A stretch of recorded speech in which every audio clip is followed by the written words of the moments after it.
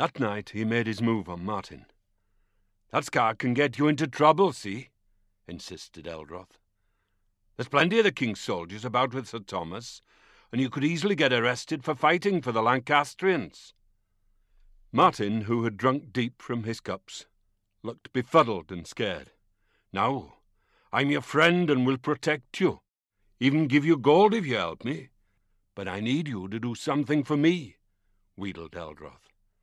Martin stared at him blankly. Eldroth persisted. "I need you to help me get to Tom Lauchlan's farm without setting the dogs off barking. They know you and won't bark when they see you approach." Martin sat bolt upright and looked incredulously at Eldroth. "But my master," he stuttered. Eldroth did not allow him to finish. "Do you know what Edward does to Lancastrians who have raised arms against him? He beheaded 40 knights at Towton rather than sell them for ransom. And they were gentlemen. Do you know what he does to common soldiers?" menaced Eldroth. The young man, clearly mortified, made no response. Eldroth pushed a small bag of gold in his hand. "Now, lead the way, Master Martin." Eldroth laughed at his own duplicity. He had a flair for intimidation and intrigue, and thought through the night's proceedings as they walked together to the farmstead.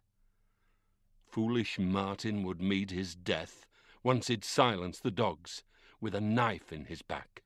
He'd get his bag of gold back. Once in the house, he'd slit the throat of the big bastard shepherd. Normally he would take pleasure of the woman before he sent her to her maker, but there was no time for that tonight.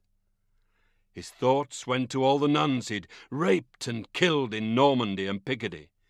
He always used the same line: "You might be the bride of Christ, but tonight you're my whore," as he ripped off their linen smocks and jiggled their breasts. He was going to hell in a handcart, that was for sure. Killing them was a mercy, as they'd never lived with the disgrace anyway. Still, there might be time for a quick feel of Mistress Lauchlan before slitting her throat. He giggled at the thought, convulsively wriggling his round shoulders. The boy would get bundled into a sack and then strapped to the pack-horse he'd got waiting nearby. He'd steal one of Sir Thomas's horses to make a speedy retreat. The pompous bastard would kick up a fuss, but Edward would forgive him anything for one of the Clifford boys.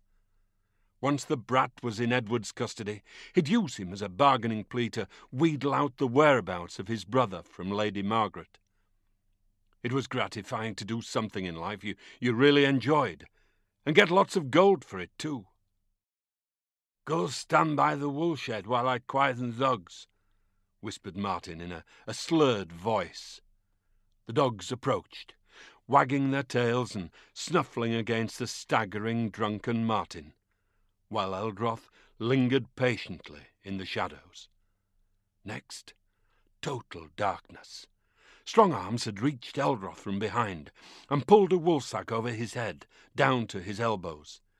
He struggled and bellowed, but was dragged with his feet, scraping across the floor as if he were a child's rag doll. "Light the lamp," commanded a deep, rough voice.